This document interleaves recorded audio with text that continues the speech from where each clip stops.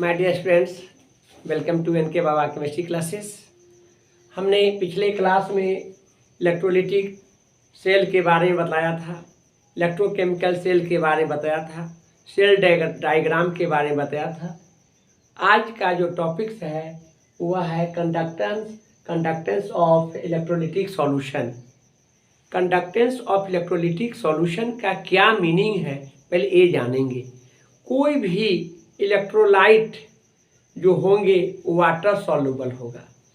Water, suppose sodium chloride एक ऐसा electrolyte है जिसको वाटर में रखते हैं तो वह डिजॉल्व हो जाता है, पानी में घुल जाता है। कारण यह है कि सोडियम क्लोराइड पोलर सॉल्यूट है और वाटर पोलर सॉल्वेंट है। जैसे ही वह डिजॉल्व होंगे तो आयोनाइड होगा, वह कैथोड पर सोडियम आयन और एनोड पर क्लोराइड आयन डिपॉजिट होगा, जिसके कारण करंट फ्लो होगा। वह एक प्रकार का सॉल्यूशन होगा जो कंडक्ट करेगा करंट इलेक्ट्रिसिटी को। लेकिन आप सोडियम क्लोराइड को यूं ही आप छोड़ देते हैं तो वह कंडक्टर का काम नहीं करता है। कारण यह है कि वह आयोनाइड नहीं है।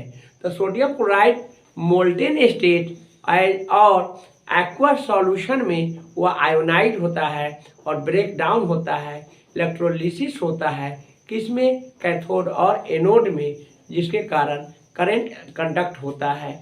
इसलिए इसे हम कह सकते हैं कंडक्टेंस ऑफ इलेक्ट्रोलिटिक सॉल्यूशन। कोई भी साल्ट, सिल्वर नाइट्रेट हो, कॉपर सल्फेट हो, जिंक सल्फेट हो, बैरियम सल्फेट हो, पोटेशियम नाइट्रेट हो, निकल नाइट्रेट हो, any salts are dissolved in only water due to all salts are polar solute, but while water is polar solvent. Water is polar solvent because water dissociate H positive ion and OH negative ion. तो आप ये जानेंगे कि जल जो है, water जो है, वह आपको पोलर सॉल्वेंट है। इसलिए पोलर सॉल्वेंट है क्योंकि वाटर में H पॉजिटिव आयन और OH नेगेटिव आयन जो एसिड एंड बेस होते हैं, तो यह उसका यूनिवर्सल पोलर सॉल्वेंट के नाम से जानते हैं। तो पोलर सॉल्वेंट में जितने भी आपको सॉल्ट्स होंगे, पोलर सॉल्यूट्स होंगे, वह इजीली डिजॉल्व हो जाते हैं, आयोनाइड हो जाता है। और आयोनाइड हो जाएगा, इलेक्ट्रोलिटिक हो जाएगा, तो उसमें कैथोड और एनोड आएंगे और कैथोड और एनोड के कारण जो है करंट कंडक्ट होता है, फ्लो होता है। तो यह टॉपिक्स बहुत ही इम्पॉर्टेंट है। तो इस टॉपिक्स में हम स्टार्ट किए हैं ओम्स लॉ का। ओम्स लॉ क्यों स्टार्ट किए हैं, ये तो फिजिक्स का चीज़ है, लेकिन आप जानेंगे ओम्स लॉ से रेसिस्टेंस आएगा, रेसिस्टेंस, कंडक्टेंस, रेसिस्टिविटी, कंडक्टिविटी, यह molar conductivity, limiting molar conductivity, यह तमाम जो फिजिकल क्वांटिटीज है वह सब के सब डिपेंड करता है रेसिस्टेंस पर, और रेसिस्टेंस जो है ओम्स लॉ से आता है। तो आपको हम बतला दें कि ओम्स लॉ में होता क्या है कि टेम्परेचर को कांस्टेंट कर दिया जाए तो पोटेंशियल डिफरेंस जो है वह करंट के डायरेक्टली प्रोपोर्शनल होता है। यानी according to this law, at constant temperature potential difference of the conductor is directly proportional to current. Electric current भी कह सकते हैं, यह होता है। हमने इसी बात को यहाँ बतलाया है। तो यहाँ आप देखेंगे कि potential is directly proportional to current, V is directly proportional to I. इसको इक्वल करने के लिए कांस्टेंट से गुना किए हैं, वह आर है, इसलिए आर इक्वल टू क्या हो जाएंगे, V by I, where V equal to potential. Potential एक प्रकार का सोर्स है, पोटेंशियल एक प्रकार का सोर्स है, और आई जो करंट है वह लोड है। जितना बड़ा सोर्स होगा उतना ही अधिक वह लोड लेगा। तो आप यहाँ पर जानेंगे कि यह सोर्स और लोड का एक तरह का तरीका है। और आप जानेंगे कि आर जो है ये क्या है, प्रोपोर्शनल कांस्टेंट है। किसका किसका रेशियो है, तो पोटेंशियल और करंट का है। तो आप जानेंगे कि आर रेजिस्टेंस है, जो opposite to flow of current, या करंट के फ्लो होने से क्या करता है, अपोज करता है, रोकता है।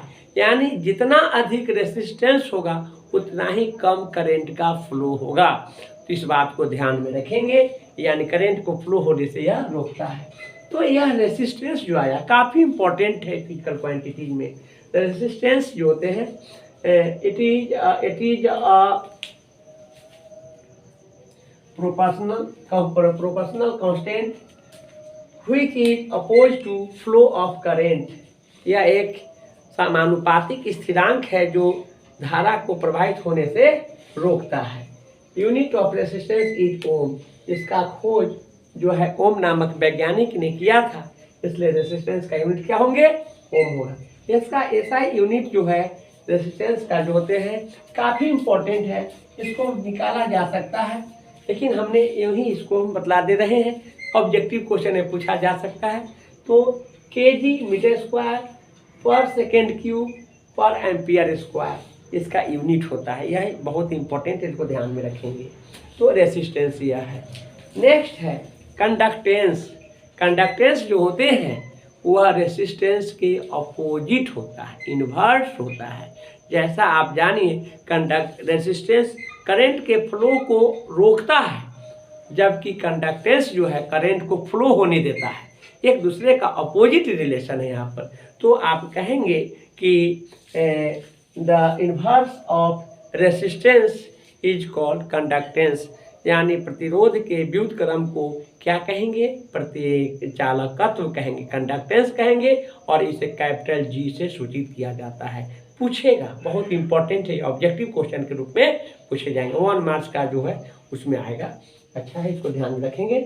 और इसका डिस्कवरी किया था सीमेंज नामक वैज्ञानिक ने, यानी इसका कंडक्टेंस का खोज सीमेंज नामक वैज्ञानिक ने किया था, इसलिए इसका यूनिट जो होगा सीमेंज होता है, और इसे एस के द्वारा, कैपिटल एस द्वारा सूचित किया जाता है, रिप्रेजेंट किया जाता है।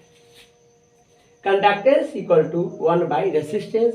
कंडक्टेंस को जी और रेसिस्टेंस को आर से, तो G equal to 1 by R, यानी unit of conductance is siemens. Siemens एक वैज्ञानिक का नाम है, इससे सूचित किया जाता है। और आप जानते हैं कि रेसिस्टेंस जो होते हैं उसका यूनिट ओम होता है, तो 1 बाई ओम यानी ओम इन्वर्स होगा, इसको महो कहेंगे, यानी महो, और पर ओम यानी ओम इन्वर्स इसका यूनिट होता है। तो नेक्स्ट टॉपिक्स है रेसिस्टिविटी, और इसे स्पेसिफिक कंडक्टेंस भी कहते हैं।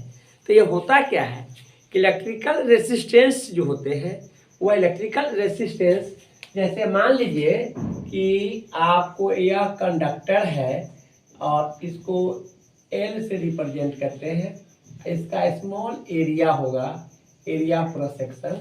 तो इलेक्ट्रिकल रेसिस्टेंस जो होता है लेंथ ऑफ कंडक्टर के डायरेक्टली प्रोपोर्शनल होता है, और उसके एरिया के इन्वर्सली, क्रॉस सेक्शन एरिया का जो होता है इन्वर्सली प्रोपोर्शनल होता है।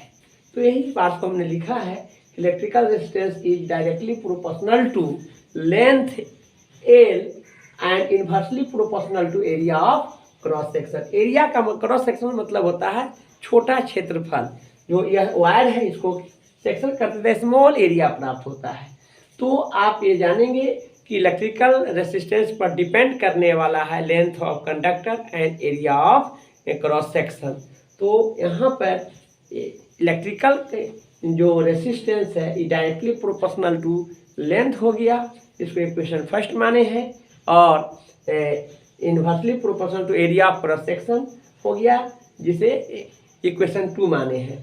फर्स्ट और सेकेंड दोनों इक्वेशन को कंबाइन करते हैं तो हम पाते हैं कि resistance is directly to L and inversely proportional to A. यह कंबाइन करने के बाद आया, और इसको इक्वल करने के लिए एक कांस्टेंट से मल्टीप्लाइड करते हैं, वह क्या है, रेसिस्टिविटी है, जिसे रो कहते हैं। क्या कहते हैं, रो। यहाँ हमने लिखा भी है रो। तो रो एल बाई ए हो जाएंगे, या डिवाइड में जैसे मल्टीप्लाई हो जाएंगे, R equal to rho L, rho equal to R A by L, जहाँ पर वेयर रो इज रेसिस्टिविटी, इसी को रेसिस्टिविटी कहते हैं। तो ऐसा यूनिट इसका ऐसा यूनिट होगा, इसका आप जानते हैं कि ओम होता है, एरिया का मीटर स्क्वायर होता है, लेंथ का मीटर होता है, 1 मीटर से 1 मीटर कट जाएगा, कैंसिल हो जाएंगे, ओम मीटर हो जाएंगे। एंड सीजीएस यूनिट जो होगा वह होगा ओम, और मीटर का क्या होता है, सेंटीमीटर। यह हो जाता है, यह काफ़ी इम्पोर्टेंट है, तो इसको याद रखेंगे, इसका यूनिट और इसका डेफिनेशन भी कई एक बार पूछा है, आप इसको ध्यान में रखेंगे। नेक्स्ट क्लास में हम इससे रिलेटेड बहुत सारे टर्म्स होंगे जिसको हम बताएंगे। आज के लिए इतना ही रहने देते हैं।